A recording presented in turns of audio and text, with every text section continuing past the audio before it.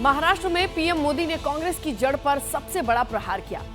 प्रधानमंत्री उस चंद्रपुर लोकसभा क्षेत्र में प्रचार के लिए पहुंचे थे जो 2019 में कांग्रेस की तरफ से जीती इकलौती सीट थी। पूर्वी विदर्भ के इस इलाके में पीएम मोदी ने जो कुछ कहा उसका निशाना महाराष्ट्र विकास अघाड़ी की तरफ ही था। बीजेपी ने पहले से ही कांग्रेस मुक्त महाराष्ट्र का मिशन तय कर रखा है और अब पीएम मोदी की सभा के बाद विपक्षी खेमे में खलबली है।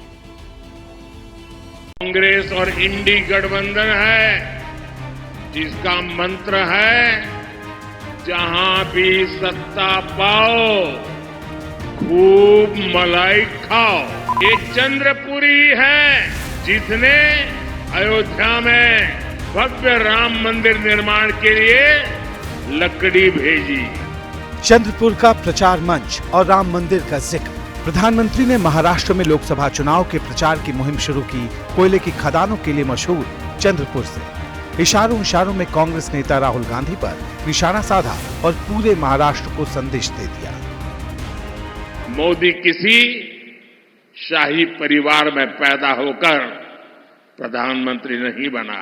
मोदी ने गारंटी दी थी कि हमारी सरकार दलित, आदिवासी और पिछड़ा परिवारों का जीवन बदलने के लिए काम करेगी।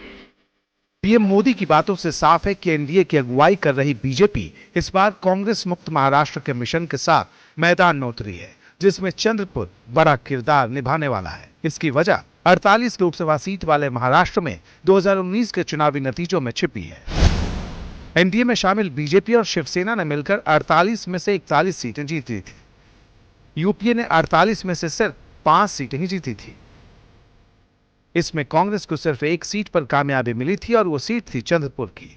महाराष्ट्र के पूर्वी विदर्भ इलाके की सीट पर 2019 से पहले बीजेपी ने जीत की हैट्रिक लगाई, लेकिन 2019 के लोकसभा चुनाव में कांग्रेस ने यह सीट बीजेपी से छीन ली थी।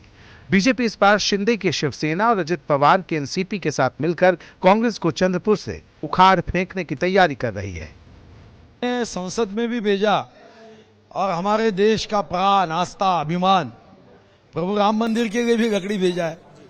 तो मुझे लगता है कि मुझे बुलावा आया है। प्रभु राम जी ने कहा अब पश्चिम की ओर से उत्तर की तरफ निकलो। सुधीर मुनगंटीवार महाराष्ट्र के वन मंत्री हैं। उन्हें जीत के लिए मोदी लहर पर भरोसा है, लेकिन मुकाबला कांटे का है। उन्हें प्रकाश आंबेडकर की वंचित बहुजन अघाड़ी के राजेश बेले के साथ साथ कांग्रेस की उम्मीदवार प्रतिभा धानोरकर से टक्कर मिल रही है, जो यहाँ के दिवंगत सांसद सुरेश धानोरकर की पत्नी है। मोदी की गारंटी वो बता रहे हैं कि जो आदमी खुद के बीवी की गारंटी नहीं दे सका, खुद की पार्टी की गारंटी नहीं दे सका, तो वो लोगों की गारंटी कैसे लेगा, ये भी लोगों ने सोचना चाहिए। बहुजन वंचित आघाड़ी की ओबीसी चेहरा करके मेरे को उम्मीदवारी दी। मैं ओबीसी के आंदोलन में अहम भूमिका निभा चुका हूँ। यहाँ पे जैसे चुन के आऊंगा, सांसद में जाऊंगा, उसके 6 महीने के अंदर प्रकल्पग्रस्तों को नौकरी दिला के रहूंगा, नहीं तो राजीनामा फेंक दूंगा। बीजेपी के लिए कांग्रेस और वीवीए की डबल चुनौती बेशक है, लेकिन ये उसके लिए फायदेमंद भी साबित हो सकती है, क्योंकि वीवीए उसी दलित वोट में हिस्सा खोज रही है जिन पर कांग्रेस की उम्मीदें टिकी है। जैसे ही घड़ी का काटा दोपहर 2:30 पे आए, बबीता जी का दिल सास बहू साजिश के लिए मचल जाए। और ये है इनकी बहू, पूरे दिन ऑफिस की टेंशन हो जाए गॉन जब ये करें अपना फेवरेट शो फ्री टाइम पे ऑन। इनकी तरह आप भी देखिए अपना फेवरेट शो अपने टाइम पर और डाउनलोड कीजिए एबीपी लाइव ऐप अपने स्मार्ट टीवी पर।